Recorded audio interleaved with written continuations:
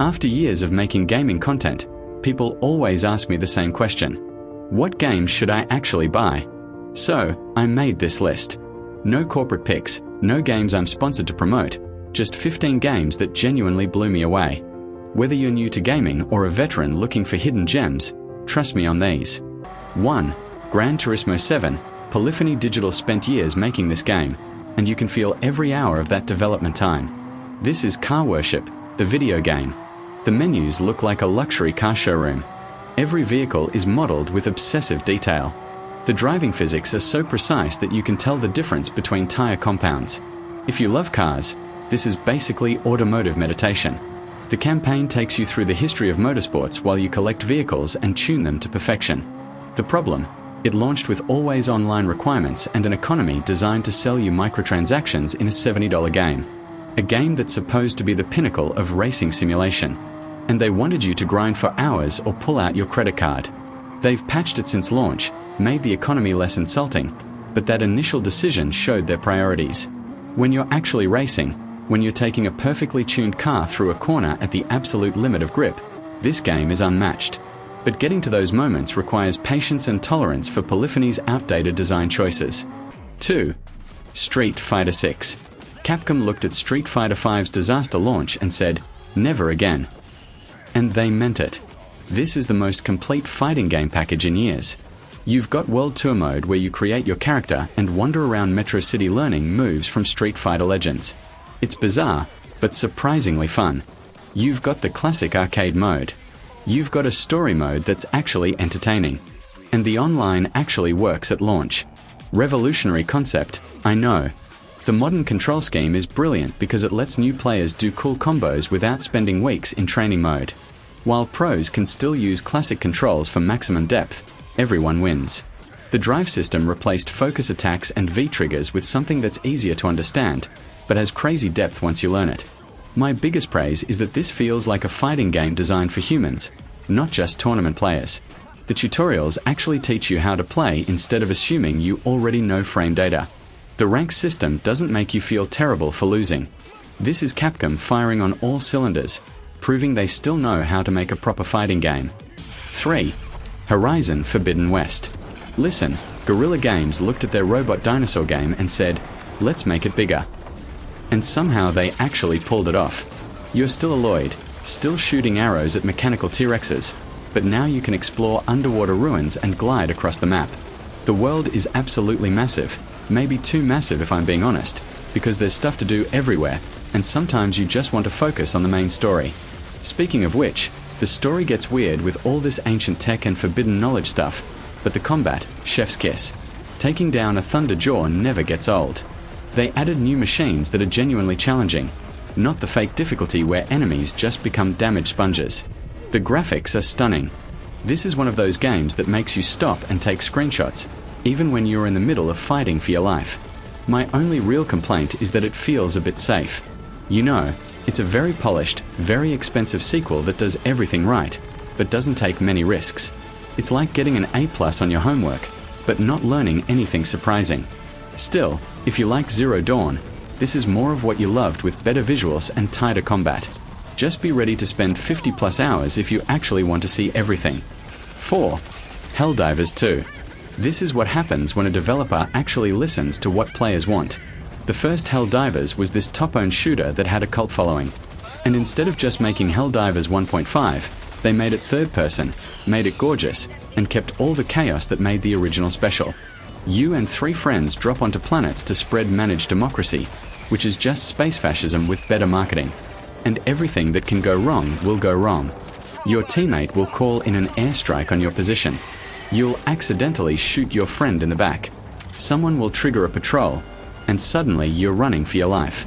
It's friendly fire the game, and it's fantastic. What really impressed me is how they handled the live server stuff. No premium currency, no loot boxes, just a battle pass that you can actually complete by playing the game. When servers got overloaded at launch, the devs were honest about it instead of corporate speak. The shooting feels weighty, the explosions are satisfying, and coordinating with your squad when everything is going sideways creates these amazing stories. This is how you do games as a service without being greedy. 5. Returnal. Housemarque made bullet hell shooters for years, got really good at it, then decided to make Dark Souls meets Alien with time loops. You're Sea Lion, an astronaut stuck on a hostile planet where every death resets everything but you keep your memories. The story is genuinely unsettling, full of psychological horror and mystery that keeps you guessing. The combat is absolutely brutal. Enemies fill the screen with projectiles, and you need to dodge through patterns while landing shots. It demands your full attention every second. No pausing mid-done to check your phone. When it launched, the game had no save system for runs, meaning you either finished or lost hours of progress. They patched that after players rightfully complained, but it showed how out of touch they were with reality. The procedural generation means every run feels different, but it also means sometimes you get garbage layouts with no good items. The difficulty is no joke. This game will humble you repeatedly, but when you finally master a weapon, learn enemy patterns, and make it through a biome without taking damage, you feel like an absolute legend. It's gorgeous, runs at 60 frames per second with ray tracing, and the dual sense features make every gun feel unique. Just know what you're getting into. This is punishing, often unfair, and doesn't care about your time. 6. Ratchet and Clank Rift Apart. Insomniac looked at the PS5's SSD and asked, what if we made loading screens illegal? The result is a game where you jump between dimensions instantly. No loading, no tricks, just straight up technical wizardry. You're playing as Ratchet and new character Rivet, hopping through portals while fighting robots with weapons that are genuinely creative. Forget boring machine guns. You get a gun that turns enemies into plants, another that spawns a disco party, and the pixelizer that makes everything look like retro games. The story is surprisingly heartfelt, dealing with themes about accepting yourself and found family without being preachy. Rivet is a great addition. Basically Ratchet from a dimension where things went wrong and her chemistry with the cast works. Visually, this is a showpiece. It looks like a Pixar movie you can play. The problem is it's pretty safe. Insomniac perfected this formula years ago, and Rift Apart doesn't really mess with it. You're running through gorgeous levels, collecting bolts, shooting stuff, doing light platforming. It's all very polished, but there's no risks taken.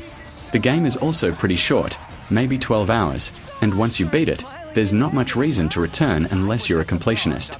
Still, as a demonstration of what PS5 can do, it's spectacular. 7.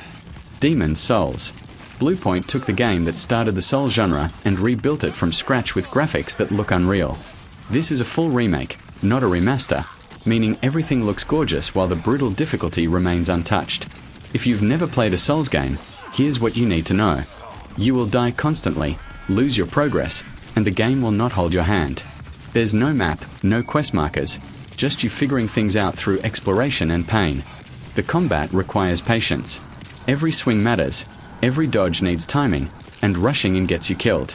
What makes Demon's Souls special compared to later Souls games is how experimental it feels.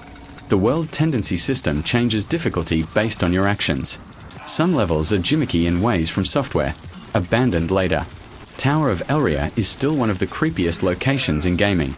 The bosses range from legendary fights like Flame Lurker to complete jokes like Dragon God.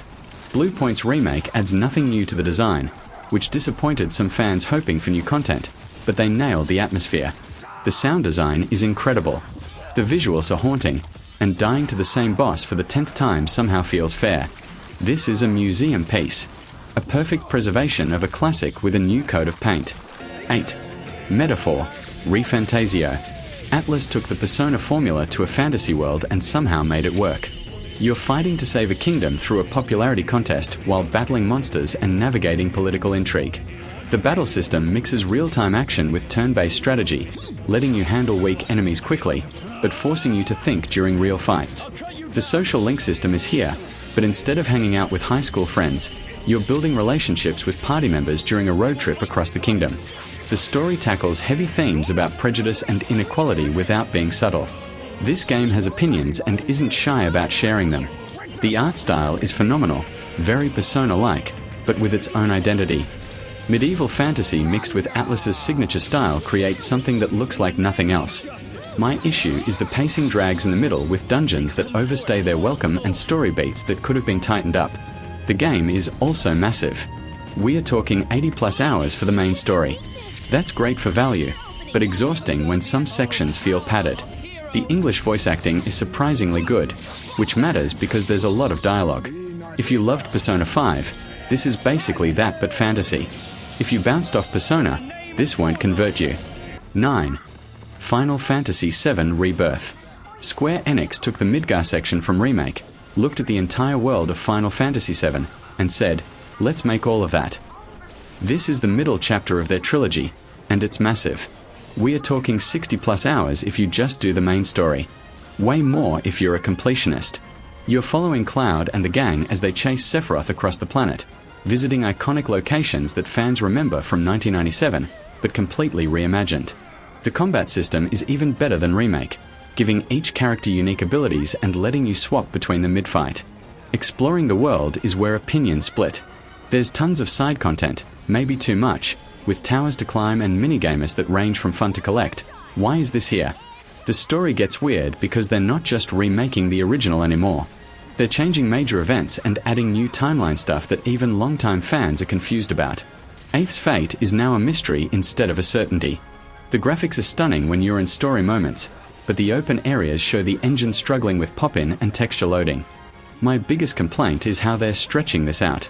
The original game fit on one disc. Now we are getting 3 full-price games over several years. It feels like they're padding for profit. Still, if you're invested in this version of the story, Rebirth delivers spectacular set pieces and character moments. 10. Alan Wake 2. Remedy Entertainment made a sequel 13 years later, and somehow it's worth the wait. This isn't just Alan Wake with better graphics. They evolved everything. You play as 2 characters.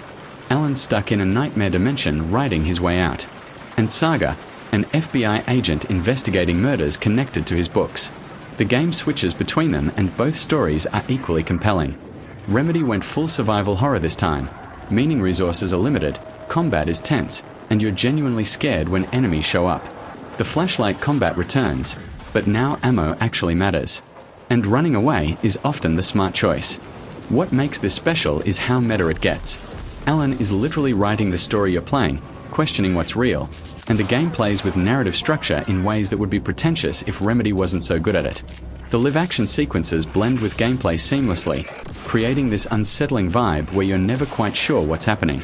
Visually, this might be the best-looking game on PS5 with lighting that creates constant dread.